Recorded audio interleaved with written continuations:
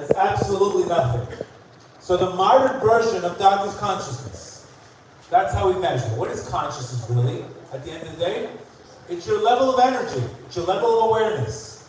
What I'm trying to do is try to bring in a lot of new age things to Chassidus, so you guys understand it on a practical level. And this is going to teach you pretty much where we're at in life. So if you think about something practically, you go through an event in life, unfortunately, we don't deal with it the right way.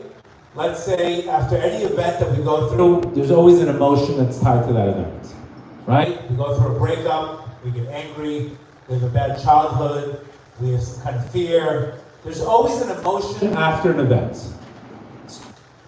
So what happens? In that event, will tie you to that emotion the rest of your life until you elevate that event.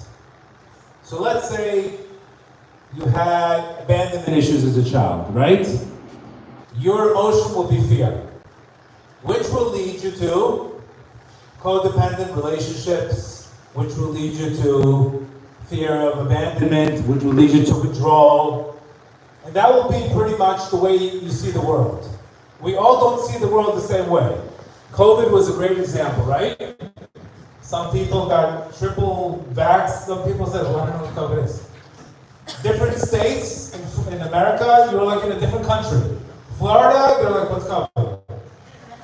New York, you can't eat unless you sit in the restaurant and then you can take off your mask between bites. It was a whole different world of how we view COVID. Correct? It's because the way we see things. So what I'm trying to teach you is external things, all stress is really internal. External things are outlets for us to let go of that stress. So our job is to do the inner work. And when we do the inner work, we elevate our consciousness. And that's why when we say, you know what, prayer is not for me, studying is not for me, then how in the world are you going to elevate your consciousness? How are you going to let things go in life? How are you going to overcome trauma? What other ways are you going to be able to do it? So I'm trying to give you a different spin on why I spend so much time in inner work. Because when you spend the time in inner work, you're going to change your state. And your state changes your conditions. Whether the world today wants conditions to change for their state to change. Does that make sense? The world functions, well, if this happens, I will be happier. And it's exactly the trap of life. And that's why it keeps on happening. Because you want the condition to change without changing the state. It's absolutely the opposite. It's when the state conditions. Haven't you ever noticed sometimes when you're super happy in life, things just come to you? And you don't even ask for them? You ever notice that? When you're in a good state, somehow you get good news, things happen to you. They just come. And for no reason. You didn't even ask for it. You didn't even pray for it. Yet when you're in a bad state and you're chasing something, you never get it. And if you get it, you just leave more emptier and emptier and emptier. Because wanting blocks receiving. Wanting blocks receiving. What that means is when I'm trying to chase things out of sadness, it's basically I'm chasing a ghost. Now anytime that things come to you, it's a good sign. Because that means you're in a better state. That's why the whole inner work is really, really to get through these states. So just like this chart shows, this chart basically is your level of energy. This is a map, this is a chart of consciousness. So basically your consciousness is your reality. We all get there somehow or another. Somehow we're all fitting in the charts. For example, if you're living in fear, you look at just an example of fear. And it's very important, another thing I need to explain to you. The way you feel about the consciousness that you're living in at the present moment is exactly the way you view God. How do you like that one? It's exactly the way you view God. Believe it or not, you will change your view of God when you change your energetic level. Would you believe that or not? Yes. That means God takes a completely different perspective. This is why the Zohar says, as long as I don't trip on this thing, that God is known by the gates of your heart. What do you mean God is known by the gates of my heart? It's your perspective will determine your perspective of God to you in your life. Many of us, in the beginning of our lives, we thought we were going to get punished. We were frightening because we had a view of fear. But as you expand your consciousness, your view of God changes. Your view of God changes. So through prayer and learning, we expand our consciousness and we get to higher levels. So for example, if you look at it, the typical thing that most people are living in is fear, right? The level of fear is on a level, the vibrational level of 100. What does it mean, vibrational level of 100? Very simple. Your energetic level. You could tell, you meet somebody, their energetic level is just, you could tell their energy. People tell me, wow, that person has great energy. That person has terrible energy. What is energy? Energy is consciousness. So if you're living on fear, this is the energy that you're going to show to the world. I always say anxiety. Anxiety has the same word as any exit. Any exit. Anytime you're functioning on anxiety, what are you looking for? You're looking for the exit. You're looking for the exit. Why? Because if you look at anxiety, fear is anxiety. What's the process of anxiety? Withdrawing. You withdraw from situations. Now, how did you get there? Because something happened in your childhood you were fearful about, and that became your personality. And your personality becomes your personal reality. Your personality becomes your personal reality. You view the world the way, so that's why it's so important to let things go in life.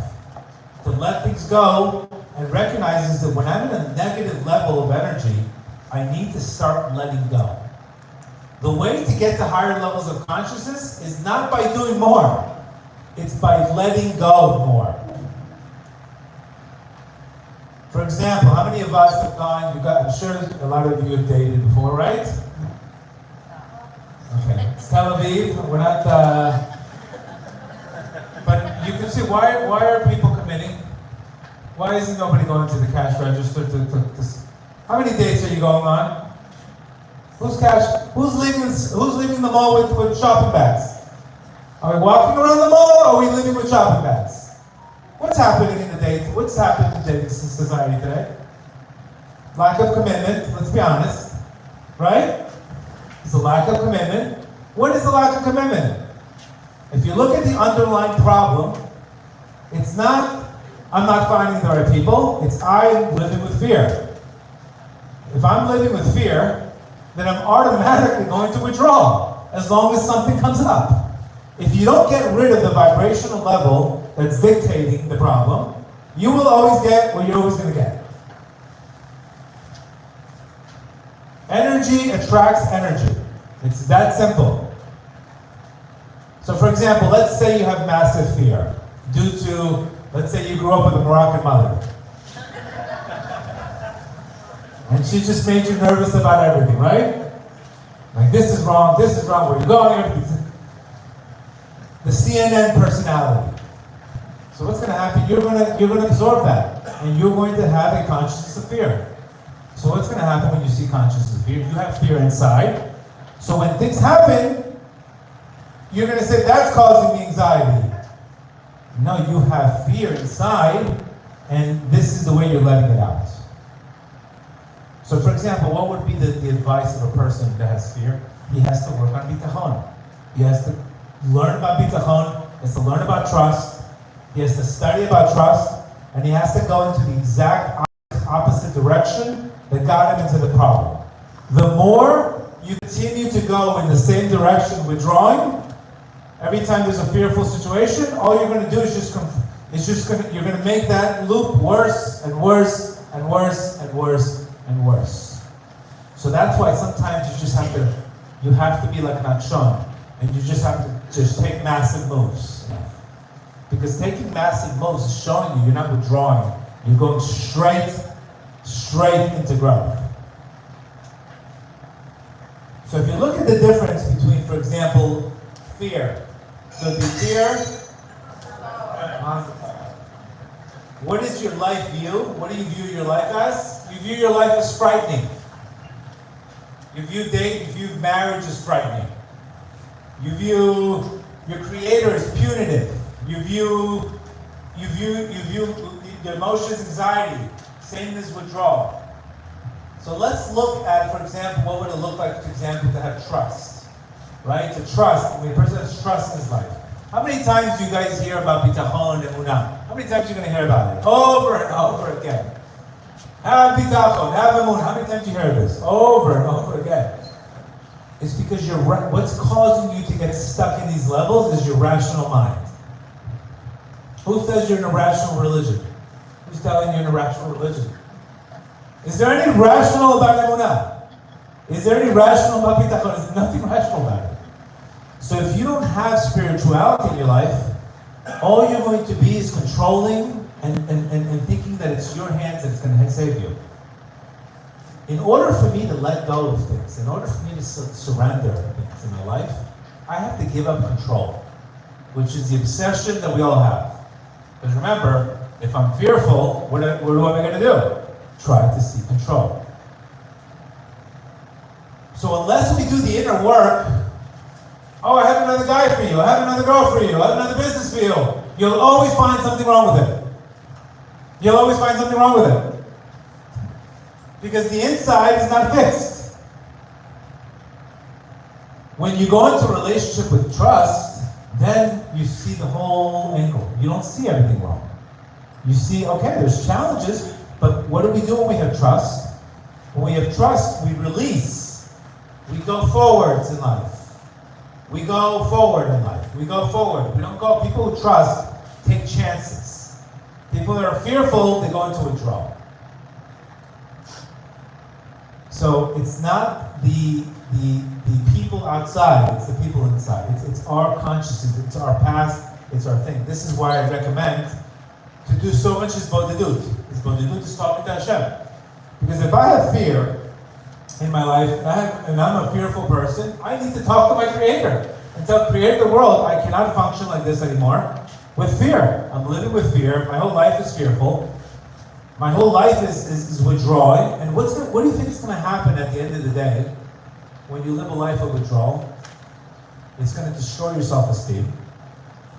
It's going to destroy your self-esteem because you're not going forward. And then you're going to see, what did I do with my life?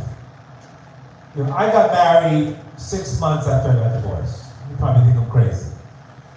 Right? But at the end of the day in life, you will learn on the way. You will always learn on the way in life. It's okay, it's okay. I love you, it's okay. You will always learn on the way. We are given power in life to take chances in life. But the more we constantly go into contraction, that becomes your life. And it's nothing to do with God, by the way. It's nothing to do with God. It has to do with you. We have a very functional view of God. Because we think God is limiting us, stingy, God is not helping us, but we're not helping ourselves. It's when we're able to go into recognize, why am I attracting the same kind of people that I am? It's because exactly, you're attracting the same energetic level. So how do we clear these energetic levels? We start letting go. The importance of letting go of all the past relationships in your life, all the past things that have happened, that is the hardest work to let them go. Because if you don't let them go, that's the negativity that's causing the resistance. And obviously we're going to take questions after. I know this concept is a little bit, but really your goal in life is to tell you want to get married, you got to go up to acceptance and mercy. Imagine if I told you got to get to fears at 100. Imagine if I told you have to score 350 energetically to get married. Imagine if I told you You want to get married, you have to let go of everything. You have to let go of all the negativity and all that. Because what happens when you get married, when you're ready to get married? What is a healthy relationship is what? Is a relationship that both people trust each other, correct? And if you both trust each other, you give each other space, correct? This is not the optimal relationship where we both have healthy self-esteem, we both give each other space, and then we both value each other. It's not competition. But if the work is not done, what does it look like? It looks like an investigation. Who are you talking to? Who are you speaking to? What time are you coming home? You don't love me. Have we not been there before? We've not been there before? All of these crazy accusations, sabotage. What is sabotage? Sabotage is destroying it so you'd rather destroy it instead of the other person destroying it. So we have to do the inner work. We have to do the inner work. Without doing the inner work, the worst thing I see is more dating and no work. More job. I didn't get a job. I went to 7 interviews, nobody hired me. Let me try the 8th one. Well, maybe your energy sucks. Maybe your energy sucks. Maybe your resume, who cares about your resume? Maybe your energetic level sucks. We're not taping this, right? Good. Maybe your energy sucks. Maybe you're walking in there with no energy. Maybe you're just, people feel energy. People feel energy. And energy is consciousness. What determines your energy is what you're holding on to. And the more you work on letting go of, you have to let go of everything. That's what bitul is. Emunah and bitul. Emunah means everything that happened to me was for a reason and it happened for the best. I'm going to let it go, and let God. It is no longer part of my life. When we are holding on to things, and you're holding on to past relationships, all of a sudden the new guy's paying for the past. The same thing when we go to let go of, if we're not business-wise, we don't let go of mistakes. What happens? You're going into new ventures with lack of trust. What's going to get you out of every situation and get you to success is trust. Trust in God. There's a verse that says, a person who trusts in God, he will be surrounded by mercy. A person who fears things, the thing that he fears will overcome and take him.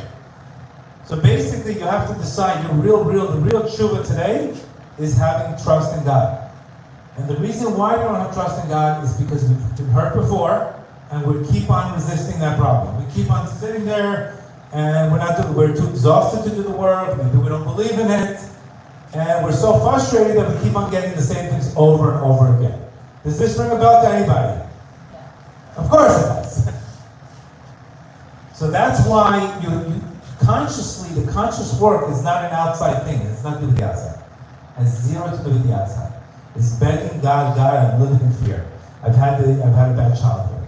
I've had a bad relationship. Don't have the strength to let this go. And this is ruining my life, and it's ruining my future potential, because I'm living with constant fear. I'm living with constant anxiety. These are the things you have to bring to speech.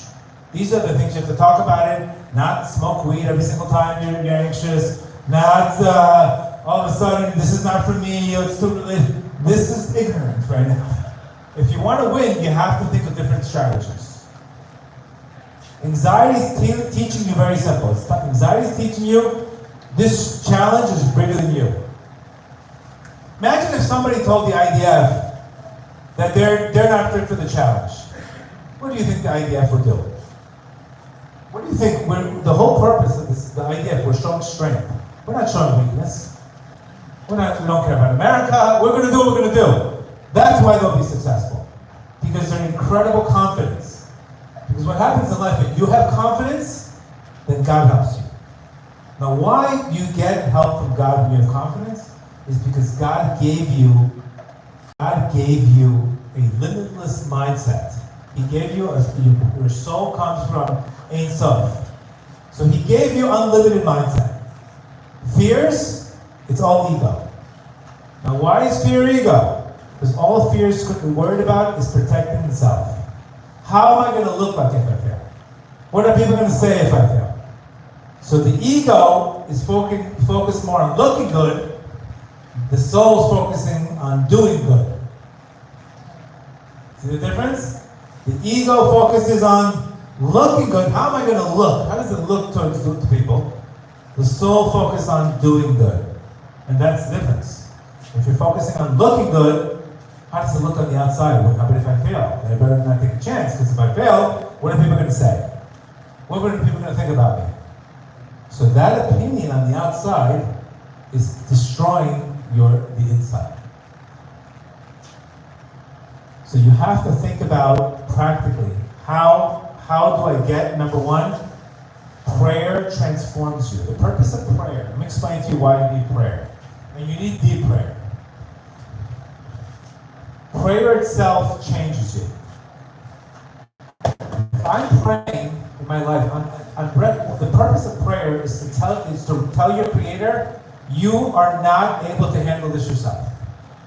You lack this issue, so you're coming to Creator. And I'm not telling you to read a Siddur, I'm telling you to talk from your heart. Creator of the world, I'm living with anxiety, I have no ability to save myself. I can't even focus. That's a prayer. That's a prayer. Crying out to God, asking Him to remove this from you and to give you trust in God. So you need both prayer and Torah study to get you on the higher consciousness. And as you go through these consciousnesses in life, what happens is when you're living in trust, very simple, you're going to make decisions. You're going to have experience. You're going to have growth. And what do you think the reward for growth is? Giving. What do you think the reward for giving is? Purpose. What happens with fear? What happens with fear is the opposite. When you have too much fear, right? What does that lead you? To controlling things. Which will lead you to what? What happens when you lose control? Anger. What comes out of anger? After anger? Depression. What comes after depression? You know the difference. So when we have to strengthen ourselves spiritually through prayer and study, is every single class, you come to hear a class from a rabbi, you come to hear, or you come to your own thing, that strengthens you. That gets you out of the lower consciousnesses. Because if not, all we do is we get what we get. Now, the higher you go, remember, we go higher in consciousness by letting go of more. Think about what it would look like if you went outside one day and you could not be insulted. No matter what they called you in life, you could not be insulted. Or you didn't care about what anyone said. Think about how to get there. Think about what life will look like. That would be a place where you did so much inner work that you recognize that people's problems are their problems, not yours. But think about when we don't do that work. What do we say? That person insulted me. That person did that to me. That person, no. You cannot get hurt, or a person cannot get insulted unless he takes it personal. We are all human beings, but imagine if you've had low self-esteem as a child, and you haven't worked on it. What do you think is going to happen when you go to a relationship? You're going to say, I got insulted, I got this. It'll be all about you. It's because that inner child never got healed. That inner child never got healed. So what happens, you're walking in with a consciousness of very self-centered, low self-esteem, and all of a sudden, you're going to say, everybody's embarrassing you, everybody's hurting you, and you become a victim in life. And what happens when you become a victim in life? You live in a very constricted consciousness. Is everybody understanding this concept so far yet? Is everybody understanding? The importance of rising an energetic level and having a different level. So for example, now all of a sudden, let's say I do the inner work in my life. I'm starting to do the inner work. I'm starting to build trust in my life. What do you think is going to show up? An opportunity. A soulmate. What do you think is going to show up? A soulmate. An opportunity. because God will give it to you at the right time. He can't give you something when it's not the right time. Because if He gives it to you when you're in the wrong state, you'll sabotage it. That's the problem. So this is why we have to sometimes wait. We have to wait because right now, God would give you, imagine God would give you your soulmate when you're in a bad state and you have low self-esteem. What would it look like? What would that relationship look like? It would look like a toxic relationship. It would look like a toxic relationship. You've all been there. Let's be honest. We've all been there before we've done work and after we've done work. But growing in Torah today is not an option anymore, my friends. It's not an option. It's not an option anymore. And unfortunately, Torah is the way to get you to higher consciousness. So whether you like religious, non-religious, whatever your story is, again, I'm not judging you. But without the Torah, how in the world are you able to, how in the world can I let things go practically if I don't have something called the moon in my life? How in the world can I let it go? How in the world can I be optimistic in a situation without having an excuse to be happy? It's not there. It's only through what our sages are telling us, through faith, through bitachon, that we're able to rise in consciousness. So when you guys are learning, you're not just learning a class. You have to think about, what am I doing today to raise my consciousness? It's not like, when we go to the gym, we know exactly, okay, today we're working out legs. Today we're working out, we have a specific body part, and we know because that's needed. And everything affects every body part. The same thing when you're learning, you can't just think, I'm just listening to a class. No, I'm raising my consciousness. First, we have to identify the issue, which is, what is the issue? It could be fear, it could be lack of faith, it could be laziness, it could be pride, it could be self-centeredness. We have to identify the issue, and then we need to put the energy on the solution by doing deep, deep work. When you do the deep work is when magic happens. That's why I always told people, don't look for the one, become the one. Don't look for the one, become the one. And the first thing people will tell you when they go out is, I didn't like the energy. I didn't like the energy. The energy was off. Right? We always say that. We always say that a lot. But energy is consciousness. What is determining your energy level? What is determining your energy level? Your level of consciousness. Where do you get your energy from? Netflix? Or where are you getting your energy from? The reason why you have energy in areas of your life, I'm not talking about cocaine energy. I'm talking about real energy.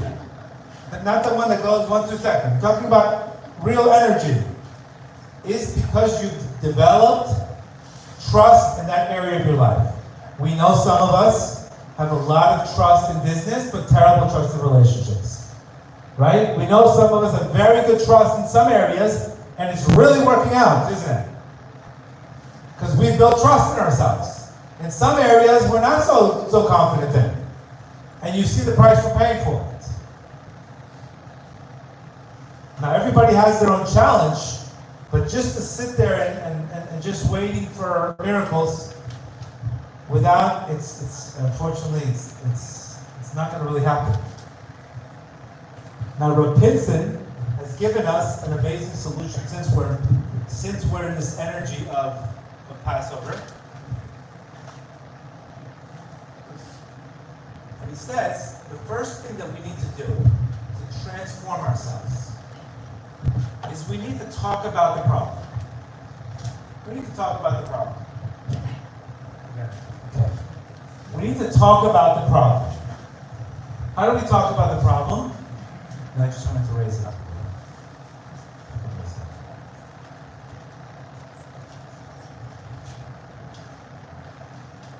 We need, good? Perfect.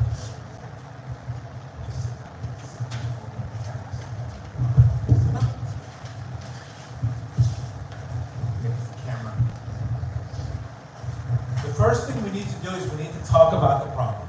We need to talk about what's bothering us. Why? Why specifically talking? Because everything in life has to go through thought, speech, and action. Because when you go through an issue, just like in Nissan itself, what is the Nikud of Nissan? It's speech. Right? On Passover, what do? We speak it out. Talk about it. Talk it out. It's not enough to think about it. You have to physically talk about the issue. Talk about the bitterness in your life in that area. It's very similar to the Haggadah. Talk about the issue in your life. Created the world. I don't want to live like this. Created the world. I don't want this. This is bitter for me.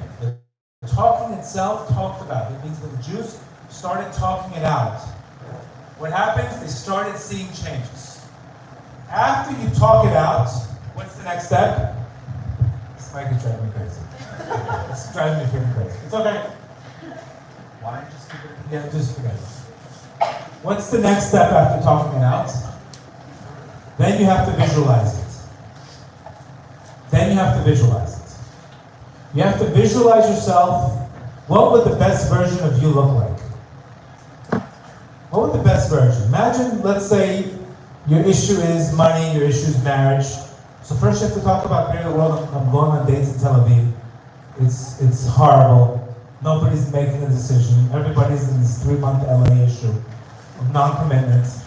I can't deal with this anymore, God. I can't deal with this. Nobody wants to make a decision. No one really wants to commit. I can't deal with it. You have to talk like that. I cannot deal with this anymore. Then you have to visualize yourself already going to the next step is almost being married. So first you have to create the problem, the purpose of having pain in our lives. No, it's okay. It's okay. Do you have that book that the Passport of Kabbalah? Where is that? Perfect.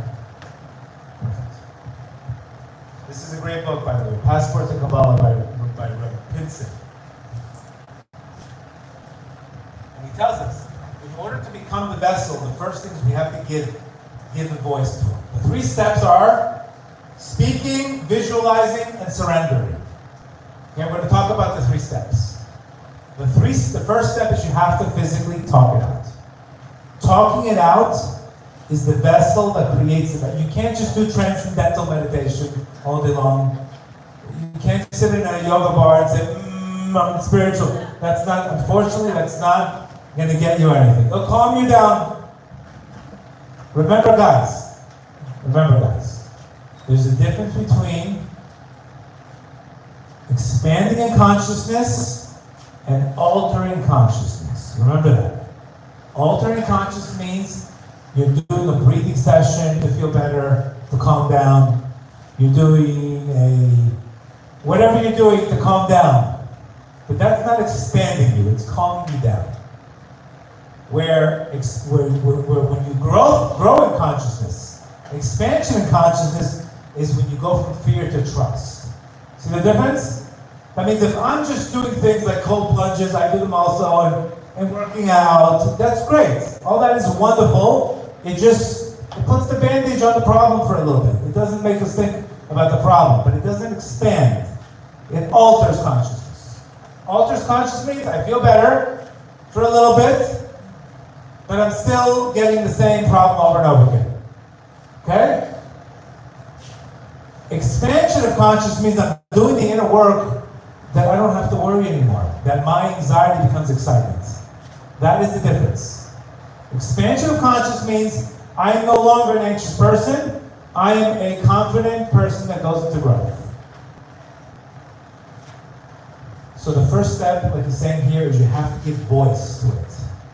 The Jewish people, the Israelis, were not able, they were slaves for 210 years, only when they started opening up their mouths. Only when they started opening up their mouths, that was the beginning of freedom. We are about to go into the month of Nisan, which is 2 days. And that, and the emotion, and the thing we have to work on in Pesach, Pesach. Open your mouth. Pesach. Mitzrayim is what? Speech in the back of the neck. Pesach. Give voice. Give it voice. Give it energy. Give it intention. Talk about it. Talk about how bad it is. Doesn't matter. Just talk about it. Talk about how bad it is. Created the world. I can't deal with this anymore. Talk about it. That is a good time to complain. Because you're giving voice to it. When you're giving voice to something, you know, if I'm giving voice, I cannot stand being 50 pounds overweight. I can't do it anymore. There's no way it's happening anymore. I'm actually creating a sense of urgency. So the voice itself gives it intention. And the more you speak about it, the more it fuels. Because remember, guys, Kabbalistically, for anything to change, it has to go through thought, speech, action. It doesn't go from thought to action. Thought, speech, action. The second step that you need to do is then you need to visualize yourself trusting, getting married, going on a great day, getting engaged, whatever is your lack in your life, whether it's business-wise, things going through, you have to visualize it. Giving it visualization. Because when you can see it, that means you're starting to believe it. Now you're going to tell me, oh, visualize, so easy. You'll see how difficult it is to start visualizing things when you start doing the work. You're like, how come I can't see it? How come I can't see it? How come I can't see the picture? Why can't I focus on what I want? It's because then you're going to see what's getting in the way.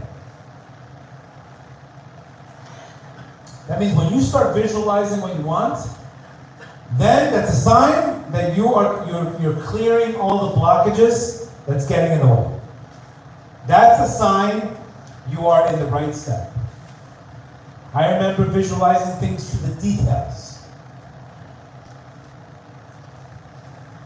The third step is now surrendering it. Surrendering it, which is the hardest part. Surrendering means it's going to happen when God wants it to happen. So I can't visualize something and like, okay, where's the FedEx package? Where's the FedEx package? Why am I not in great shape yet? It's been 2 days you worked out, not 2 years. The hardest part will be to let it go. Why letting it go? Why is that? Pinson says, let things go. You connect to the level of ayin. There's a famous pasuk that says, "Me'ayin yavo zri." From where will my help come from? It's going to come when you get into ayin, when you surrender it. That means you do the work, you talk it out, you visualize it, and you walk around like it's already there. You walk around exactly in the state that you would be in. Let's say you have to fake it till you make it practically. That means when I can go and practically be in the state like it's already in the bag, that's when things happen. When I can get to a state where I'm already free, I'm free, that's when it can happen. That means we actually have to get to a point where we feel like it's already in the bag. And where do we know this from? The pasuk says, through joy you will go out. Through joy you will go out. So it means by me having joy, by me having that attitude that it's already there, and then surrendering it, not being upset, that's how you attract things in your life. We don't attract things when we're in lower states. We don't attract things through sadness. We don't attract things through fear. We do attract things, the things that we don't want to happen. That does come, by the way. It does happen, attraction. We do attract things, the things we don't want to happen. That is the key to becoming a vessel. Now, if you see this is work.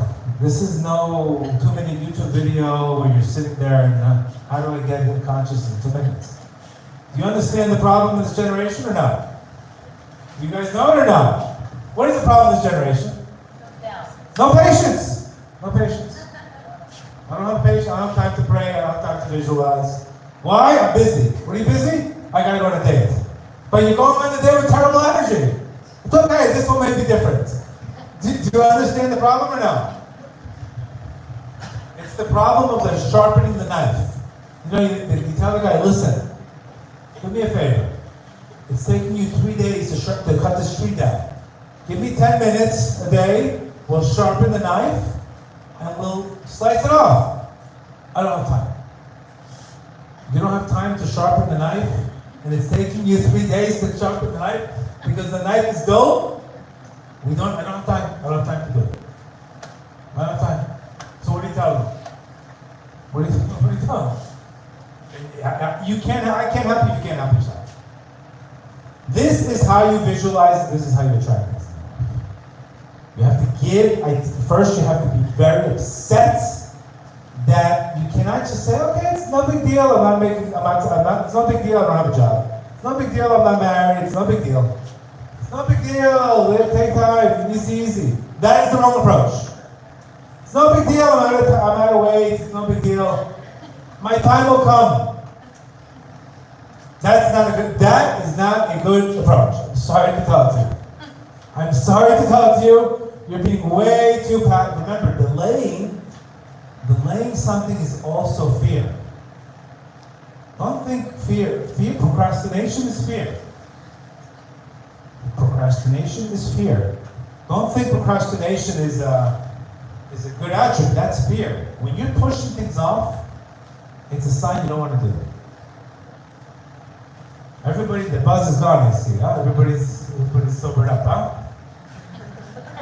Everybody's sobered up really quick, huh? Wow. I heard there was a comedian the other day. Maybe we should have had a comedian. This is deep work. I'm just telling you honestly. You're in Passover. You tell me, okay, when should we do this? You're in Passover. The month of Nisan is in 2 days. It's the month of miracles. You can't say one day I'll do it. You have to say day one. Day one, you have to turn one day to day one. Now you're going to tell me what time, I don't have time. You have to figure it out. If you want to clear energy levels, if you want to clear, you have to spend time by yourself, and you have to be consistent and persistent and follow this exact 3 rules, which is called speaking it out, visualizing it, and then surrendering it. And you have to almost, when you start doing that, what's going to happen to you energetically is you're going to not even worry about it anymore. But what happens? When we're not doing any work about it, then we're literally depending on a miracle that my soulmate's going to come exactly for me, and that's it, and I'm good. You don't want to wait for things to happen. You want to make things happen in life. And again, we all have different tests in different areas in our lives. Some of us don't have to go through these stops. Some of us don't have to go through these blockages. Some of us have a lot of mazal in some areas, and it's easy for us, easy for people. But if this is an area where you have to struggle in, that's what heaven wants from you to struggle in. Doesn't mean everybody struggles in the same things, guys. We all know that. One person struggles with weight, one person struggles with money, one person struggles with marriage, another person struggles getting married, another person struggles with kids. There's always something that needs visualizing in life. There's always a lack. There's always some kind of lack. There's always something's happening that's taking over pretty much our lives, that's calling our attention that we need to move. And this work is emunah, by the way. The more you do this, the more you're building your emunah. Our sages tell us that emunah is also speaking. Praying is emunah. You can't tell me, I have emunah. Do you pray? No. Not for me. That's not emunah. Emunah is speaking it out. If you believe that you can do it, then you would physically work what you have to do. But again, there are not 2-minute videos on losing weight. There's no 6-minute ads. It's not there anymore. Guys, it's over. That world is over. It's all commercials.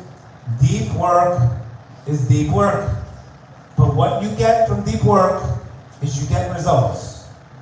What you get from shallow work is shallow things. Anybody have any questions on this so far? Anybody have any questions on this concept so far? So the first thing you have to ask yourself is where am I going to do this? And when am I going to do this? And what time am I going to do this? What time am I going to put energy to this? When am I going to do this? What time am I going to do this? And where are you going to do this? Yes. Sure. So a lot of times in my life, I've done the visualization, got it literally exactly what I visualized. But then I learned that there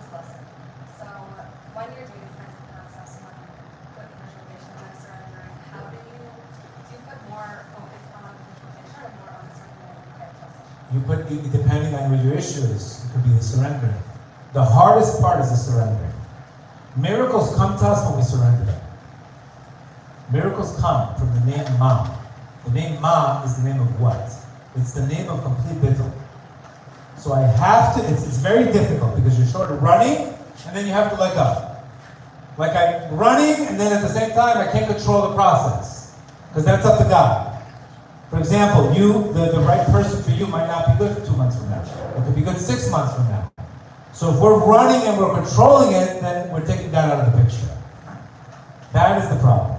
Is the watching the scoreboard, you have to let go. You have to let it go. You have to do it, believe in it, and then let it go, which is not easy. You'll see when you start doing this work how much and how difficult it is. You will see how difficult it is, and you will see what's getting in the way of it. And there's something in life called the resistance. The reason why you have resistance in that area is because you have a fear in that area. Resistance is actually teaching us what we need to do. What we need to do. Resistance is telling you, I'm identifying exactly the issue you need to do. You understand? Yes. How do you deal with, okay, I see the shame is in the bottom of this year, Sure.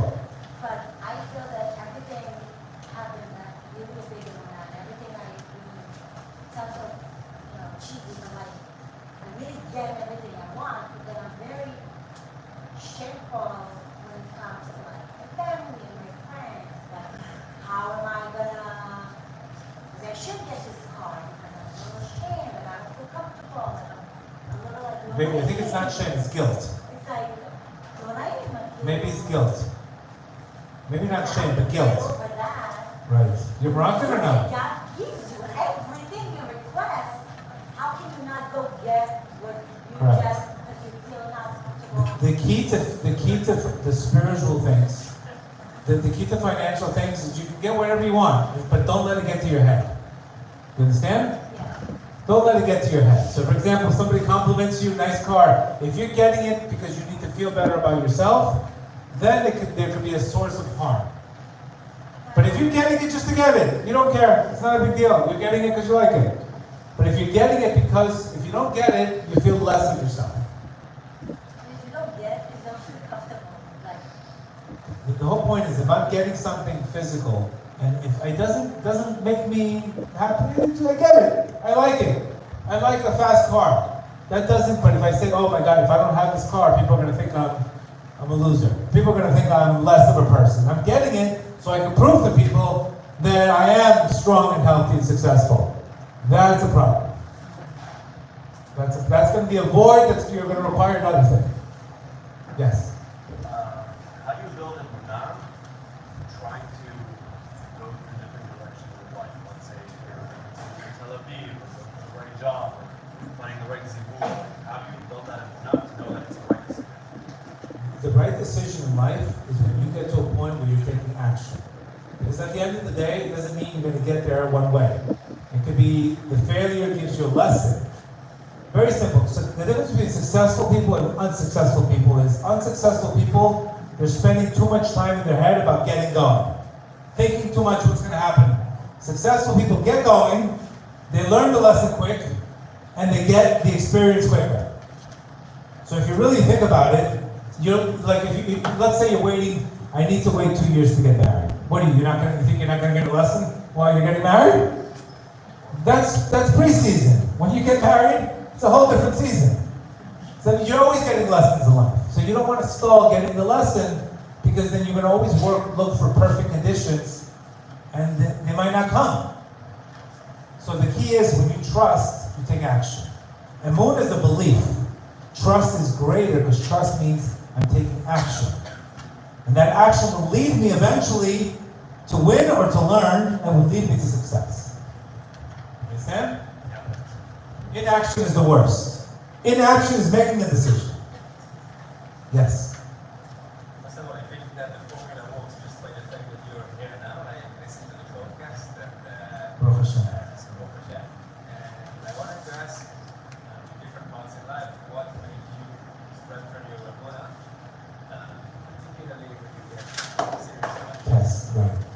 again, it's the same formula. Any exile, any issue that we have, it's considered like Mitzrayim. Mitzrayim is not a one-time thing. Mitzrayim means anything that causes you anguish, that causes a lack. We're all in one form of Mitzrayim. Mitzrayim is a constriction. So our job is to take that constriction, and same thing as the time in Egypt, and help let God get us out of it. So whenever I'm in an area of my life that I don't like, I try to do these steps and get out of it. But when I'm okay, when I'm satisfied with the situation, that's the problem. The problem is being on a comfort level where you're just comfort. You're comfortable with the mediocrity. You understand? Or it's not, that's the problem. Because you're not using the yearning of your Creator.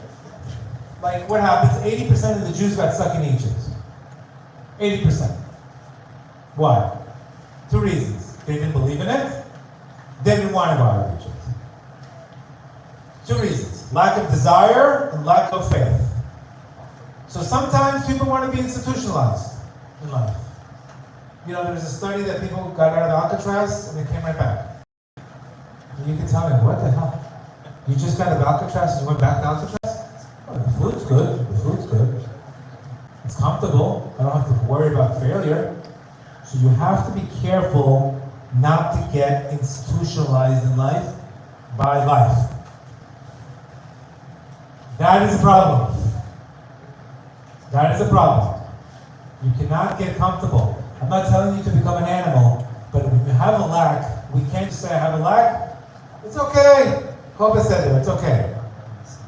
You can't do that because you will pay the price later on in life. Like, what did I do with my life? What did I do with my life? That's the problem. The problem is what am I going to do 5 years from now when the situation happens? It's going to hurt your soul. Yes. I'm sorry for being so direct to everybody. I know it was just a little bit of a wake-up call for everybody. I'm sorry. But that's the only way I function. I mean, I would want to be spoken exactly like this. I don't like fluff. I don't like nonsense. You have to tell me exactly tell me what to do, and give me a sense of urgency. That's the way I function. So I don't know why people like it, but all of you have some kind of desire to change. So my question is, I've been looking at this Compass of consciousness. beautiful compass here, and I'm contemplating both my own life and the lives of people that Sure. are dear to me.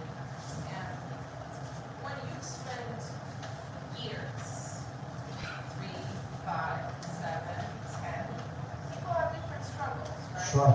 And when I've asked different rabbis, say someone is struggling to find a simple to get married, and someone has gotten the advice of like, okay, you reach a point where you say, okay, Hashem, if you don't want me to get married, you don't want me to ever have kids, that's the shalom.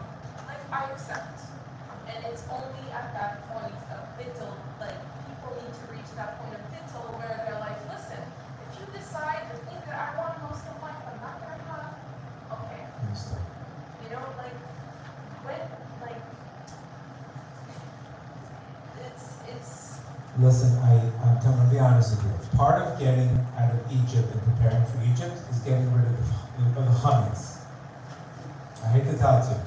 When you're struggling with something, sometimes we're making it bigger than it is. And we all get there. When we're overburdened by things, we make it bigger than it is. You have to burn the chametz. You have to kill the doubts. The purpose of Purim was to kill the doubts. I mean, these holidays have a message for all of us. It's not just go on Purim and go dance and get drunk. There's a message. The purpose of Purim was to explain to you, you know nothing. Okay? Whatever you think you know nothing. You know absolutely nothing. Why? Why to get to that level? Because so we don't have answers like this. So we don't have answers like this. Because when we have answers like, oh my God, that's a story we made up. And again, it is difficult. When you're stuck in a situation, you can't go back with the same head. You have to go with a drastically different head. So first we have to recognize we know nothing. The second step is we have to destroy the chametz. We have to destroy the negativity that's making us think like this. So if I'm understanding you correctly, then you would not recommend what this rabbi has said to go to the place where you're like, okay, so this is not for me then I accept. I can't tell you, a rabbi can tell you, hey, this, I've gotten to, listen to me, I used to be segula hunting when I was younger, okay? Let me explain to you what happened to my story. I used to have very little faith, okay? So what did I do? I need mekubalim. The only segula the only segula that they got is they got the segula. They made money off me. That's the only segula I get. You become dependent upon rabbis and all these things. God forbid, I'm telling you. But when you're going to too many rabbis, that's a problem, bro. It's a problem, bro. It's the inner. You have to do the inner work. You go to one rabbi to give you a chizuk, but once your rabbi shopping, they smell the fear. I even bought a bird. One that sold me a bird, a dookie bat. You won't be successful until you wear this. You have this bird with you. Another one, you better wear this kamiyah all day long. I said, what happens if I lose it? You have to come back. So with these some of these mekubalim, not all of them. There's many things that they give, but they smell the fear of you going in there vulnerable. They'll tell you a couple things about your future, and I was so addicted to them that it was exhausting. And I got nothing out of it. But thousands of dollars of kamiyahs and birds and amulets, and it was so ridiculous. And you know when I realized, I said, oh my God, I don't have faith. I don't have faith. And that was a drastic moment in my life where I flipped everything around. After going through all this, so I know where you're at. You're going to this because you think the solution is not, you can't do it. You're trying to find the solution outside. Don't do that. Go back to basics. Go back to basics. Break all of this. You don't have to have emunah.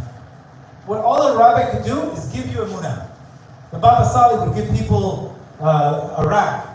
That gave them a belief in themselves. They believed more. Right, but at the same time, we're told that, you know, like, stupidity or whatever madness is doing the same thing over and over again expecting a different result. Like, once you've done something, I'm sorry. I'll tell you something right now. Rav Nachman said, I think your problem is you're not surrendering the process. I think that is the issue. I think you're doing it, but you're not surrendering it. If you look at the third step, it means let it go.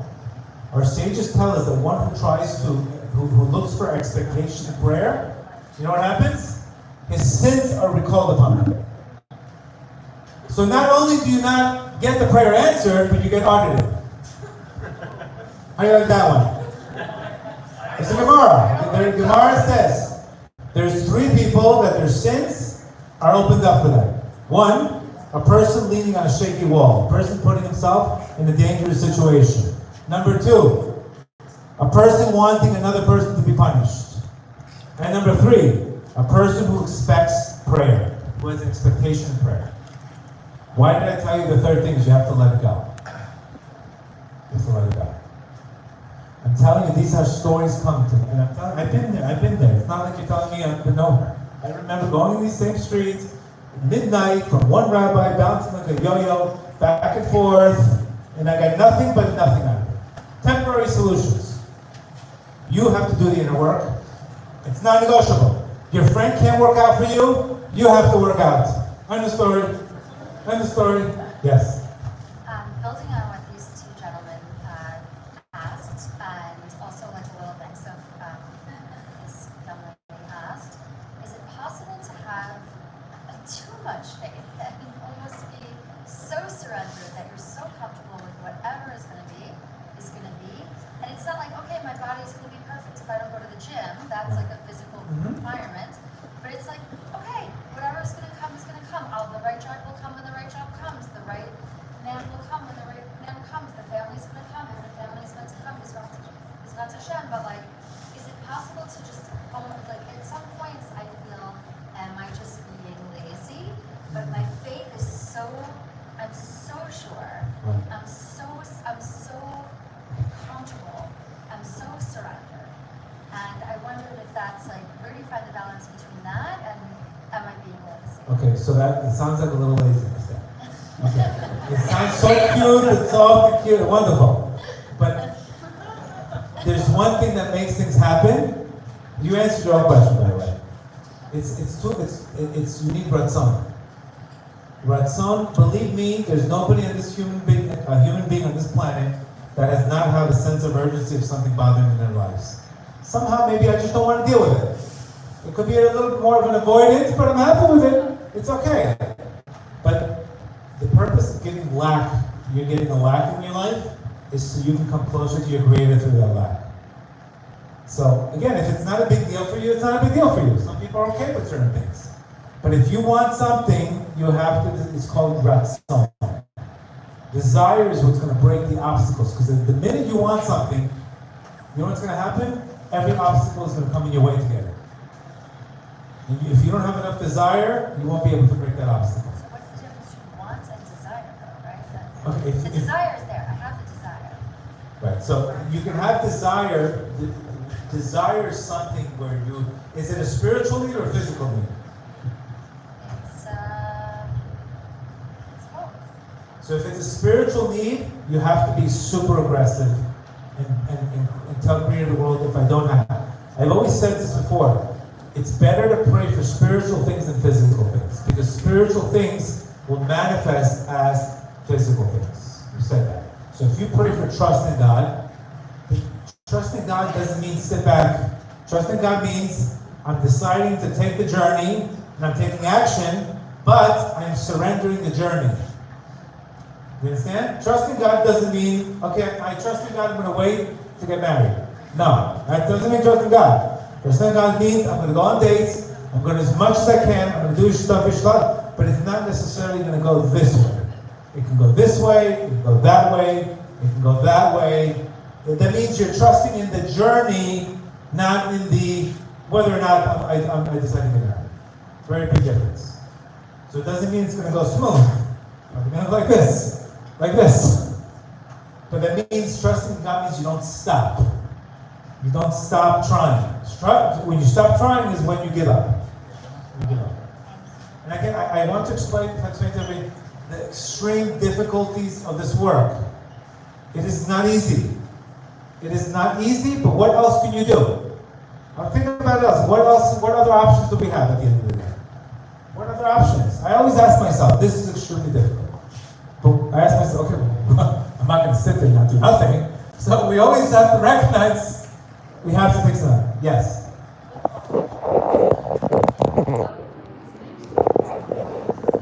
Say a little louder. A lot of stuff that you bring from conscious touching or whatever, it's more than just surrender, it's accepting also where you are Right. and to that.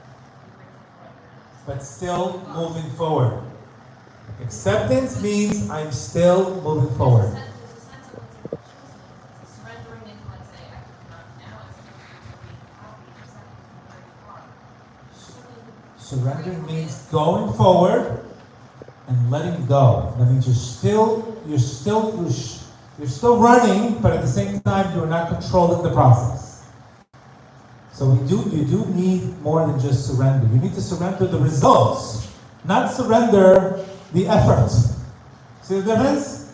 Surrender God's business, which is the result of when it's going to happen, but you still have to go hit the target 100 times. I'm still accepting where I need to be, this is exactly where I need to be, and when Right. you have to build your house. And Right. this Hashem wants you to do now, you have to have that in order to bring everything that you need to do afterwards. If you're putting in the spiritual work and you're doing it, you have nothing else to do. But if you're not doing it, you can't say, I'm just going to accept what is. That is the problem. Right. As long as you're doing the work, again, we are going to reaffirm, say again, you are accepting the process, the last step, which is you're not controlling when this is going to happen for you. But you are aggressively going after whatever goal you're going to. That is what Yetziat Mitzrayim is. Breakthrough energy. What is breakthrough energy? I want to break through to my constrictions. But believe me, God puts enough heat on us individually that you're almost like, I can't deal with it another way. Either I'm going to take action towards it, or this thing is going to lead me to depression. Yes?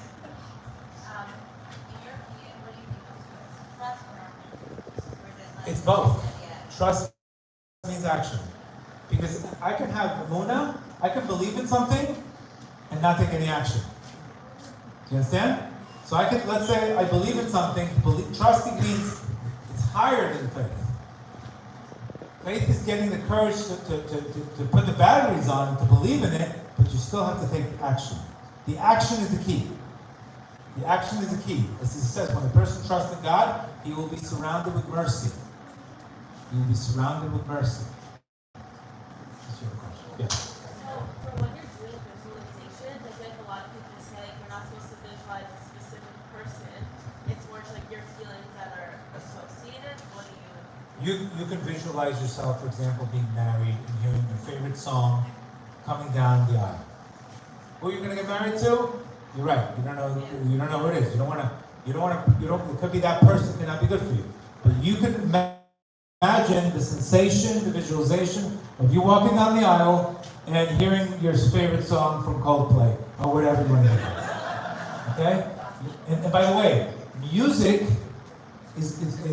I use music for visualization because music ties emotion, and music also is a painkiller.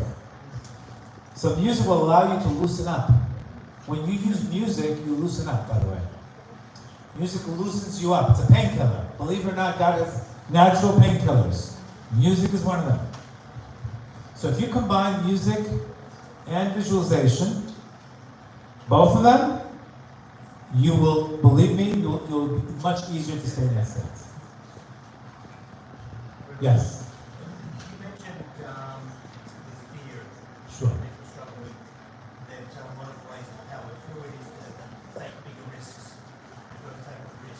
You've got to take a risk. You got to go into the opposite direction of withdrawing. Correct. So then in situations many other people struggle with, they're playing the victim. Which is very good at that as well. Right.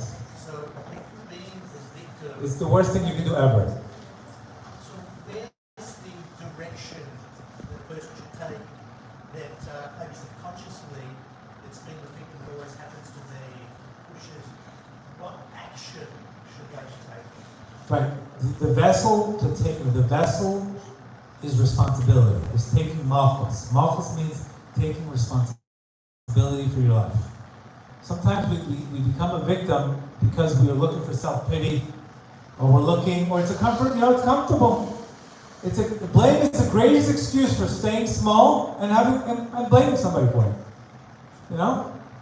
Look what's going on in the world. You see it, victim mentality. Right? They're playing small, they're getting empathy for people, but they're not getting anything out of it. What are they getting out of it? Nothing. So you never want to be the victim. In victim consciousness, in Kabbalah, it's called mochin kadnut. It's called mochin kadnut. So what happens in mochin kadnut is basically you're going to end up with shame and guilt your whole life. And you're going to live with very low energy. Because remember, if you're walking as a victim mindset, what's going to happen in your marriage? My wife's abuse. Then I'm a victim to my boss's verbal. You'll be a victim to everything. Well, you'll be a victim to everything, and you don't want that. You don't want that. Because a victim is a receiver, is a feminine aspect, is a thief, is a receiver. You want to be a giver. You understand? Your job is to be a giver, not to be a receiver. Yes. If I understand well, you said that you need the emunah in order to get to the consciousness. And we're not puts the batteries in the car. Yeah. And then you gotta press go. But don't you think that there's a kind of an opposition between the concept of emunah and rationality? And I'm saying that because in a way, I think that our generation, with the studies that we do in business or in scientific studies, we see everything in terms of risk, in terms of deadlines, and this is kind of opposed to... Correct. It's a big problem. Yes, rationality and emunah do not go together whatsoever. Emunah is all about completely above the rational mind. How do you stop that? Because in a way, we are all going... Basically, when you are in rational mode, you have limits. Emunah takes the limits off anything. Faith means there are no limits. Faith means anything is possible. Rational means only this is possible. So think about you're limiting your life to a very, very small content, a very, very small percentage of success. Faith means anything's possible. Where rationality means only this is possible. Faith is no limits. We'll take a few more questions and we'll go. last question. Take a few more questions and we'll go. Yes. Go ahead. The boss. So, the reason why I love Russell Crowe is because of how it defines spirituality and its emotional stuff and these things on the boss. I just said that. And in terms of the process of altering consciousness, then in the formula we speak about in the podcast we spoke about tonight, and bringing everything up and letting it go. Right. When all that pain comes up and you emphasize, it's a really hard process. Yes. Because being really authentic with your emotions is difficult. And like all of it, there's definitely some fear in that, feeling understood, but how do you make sure to let those emotions come up in the process and not fall into unhealthy feelings? So negativity needs energy to live. All negativity needs energy. So eventually, just like a fast, when you fast, you get really hungry for 12 minutes, 15 minutes, you feel like you're going to die. And then it goes away. Why? Because you made a decision that you're going to fast. But if you went on a diet, you would probably not have the willpower. See the difference between fasting and dieting? Fasting means that's it. There's no other option. If I get hungry, there's no other option. Dieting means you're there, but you're not there. Fasting means you made a decision. So what happens? These emotions will come. Sometimes they'll be there for 12 minutes, 15 minutes. As long as you don't be bothered by them, they will go away by themselves. They will go away by themselves. They will just go away by themselves. Yes. I'm just trying to keep this thing that I didn't really understand. Sure. It's saying about like letting go, no nothing, surrender, all of those things, but in the same time having like will and courage for something like really hard. So for me, it's like really confusing.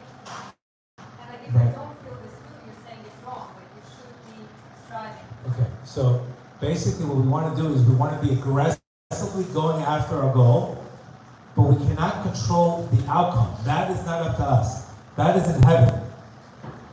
You get it? I can go as much as I can to the goal. For example, you run to here, but you can't move from here anymore. That's in heaven. So when we are, the reason why is when we control the process, you ruin the whole art of faith. You get it? You ruin it. When you're controlling, you're not allowing things to happen. You understand? For example, you go on a date, you go this, and you're so controlling of it, you don't even allow something to happen because you want it exactly this way, and it has to be that way, it has to be that way. What you want to do is you want to put the effort, but that's not up to you, the results. But the goal itself is saying that like You should constantly go after the goal, but it's going to happen sometimes. Sometimes that goal could be 3 months. Sometimes that goal could be 5 days. We don't know the extent of the goals that we want. You understand? But what's going to happen in the process? What's the purpose of all this work? Is you're going to little by little get rid of the layers that are blocking it subconsciously. That means once I'm starting to visualize things and I'm starting to believe in things more, I will feel better automatically because that's telling me that I'm letting go also. my question is more about like what if you don't really have this goal? Like as you were saying about the comfortable zone, like Right. some things and about the rational mind and everything. So at some point you're like, I don't really have this goal. Like, do I have this goal? Okay, so that is a problem. It's a problem that we don't have goals. That is a problem. That is a huge problem. So what do we That is a problem. Yes. 1000% it's a problem. So what do we do? You have to turn on the heat. Like it's a must. Like it just has to be why. If you don't have goals, you can't get dopamine. How do you get dopamine if you don't have goals? If you don't have, let me explain to you why we need to go for goals. If you can't grow, you're not going to give. If you can't give, you don't have purpose.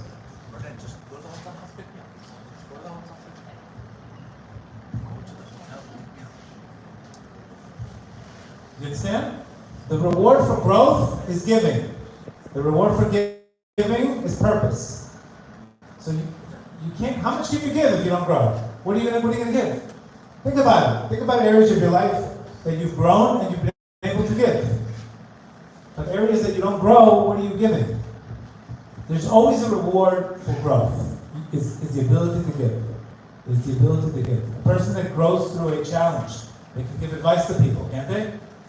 They can give advice. They can give a person that's stuck in a challenge. What is he giving? He's not giving, he's taking. He's not giving, he's taking. And again, I don't want to undermine the hard work all of this is. But you have to get enough leverage to see what does my life look like if I don't have that. And that is the problem. Instead, you have to get enough fire. How do we get, that's a good question. How do we turn on the heat? How do we turn on the heat? You have to ask yourself, okay, if this activity that I'm doing is no big deal, am I okay with this activity in 5-10 years, living like this? And if the answer is okay, then God bless you. But if the answer is like, there's no way I'm going to be another 5-10 years in this, then you have to say that not doing it is more painful than doing it. That make sense? You get it? You got to turn the way to turn pain is to recognize that pleasure is no longer now pleasure, it's pain. Being comfortable is no longer comfort, it's painful. For example, let's say you had diabetes. And they told you, you really like sugar, you really like this cake? I love this cake. I don't want to stop eating it. But they're going to show you that this cake could eventually cost you your leg. Is a leg worth a piece of chocolate cake?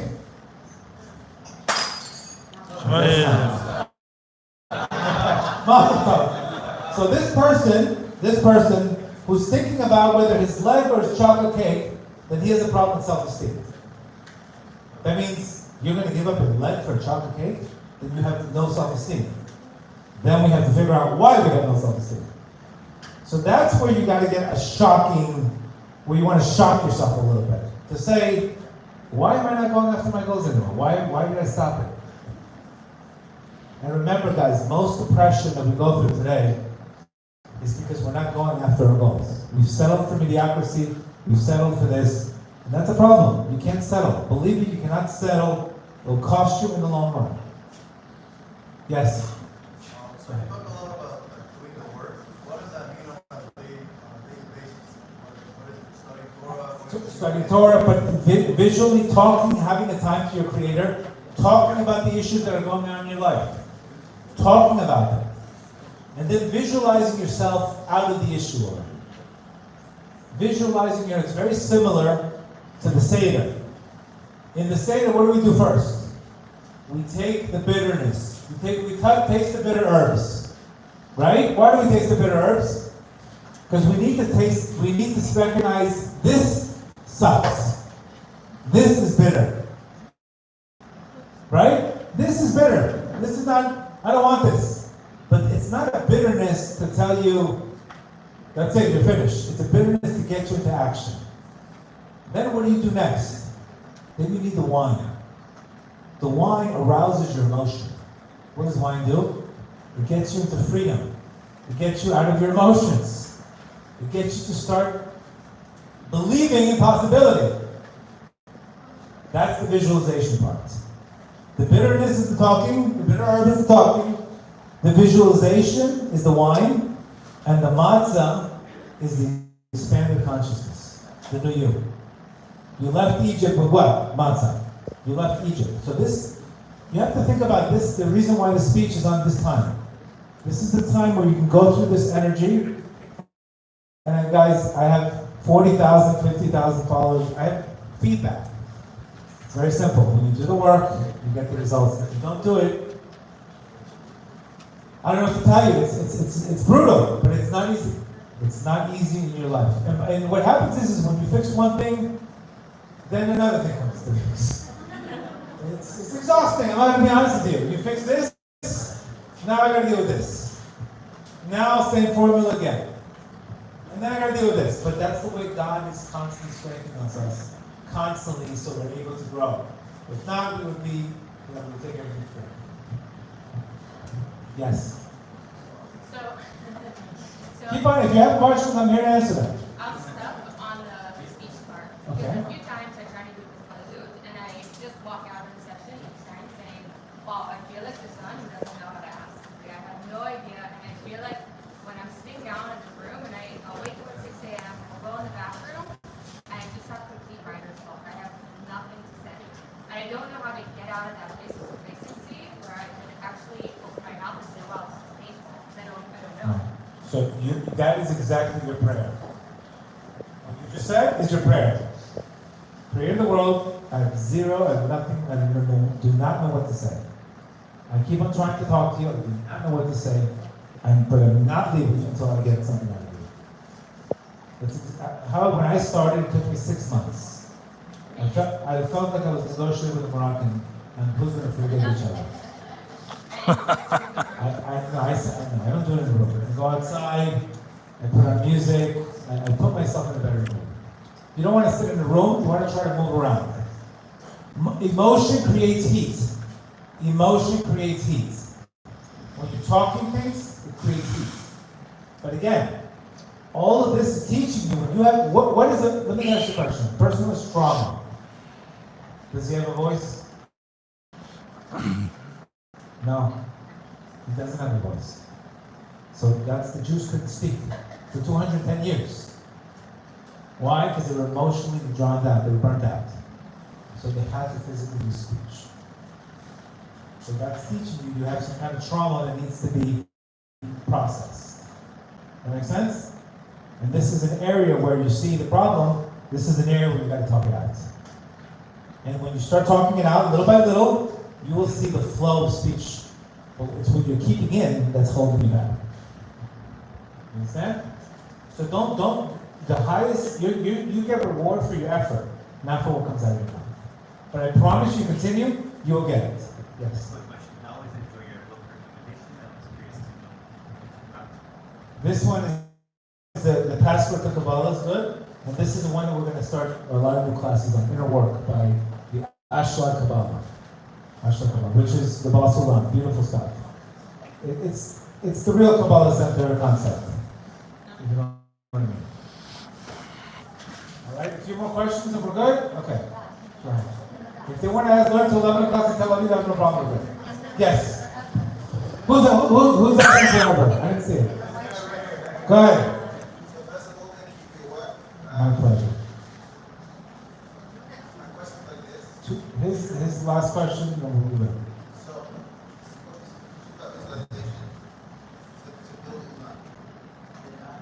Say it a little louder if you don't mind. So you talked about building visualization, and then you need to action. Talking, visualization, surrendering. Remember the 3 steps. Talking, speaking it out, visualization, surrendering.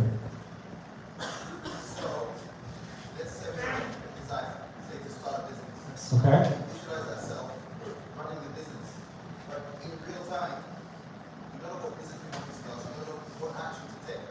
So how can we run the vision with reality? So you do have to get more a defined vessel. You cannot have an unclear vessel. You have to know exactly what you want. You do have to have more of a clear vessel. Last question. Really last question. How much do you think that being that we're on Israel, there's no difference with being like how it is real? You need to get real. 100%. That's what I think. You gotta get real. I agree with you. Like, Am Israel tries too hard to be like all the other nations, all the other nations. We are literally created religions off of us. We need to start reflecting 100%. 100%. We are very deep people doing very shallow things. And that's the problem. We are very deep people and we do shallow things. We do shallow things. God bless everybody. Thank you so much for that. Guys, what we're doing in JTLV over the next few days, tomorrow night in the Brown Hotel, Maimonides and Sushi, Tuesday night here, Women's Circle, Wednesday night, a Kabbalist, Rabbi Refson speaking about the Kabbalah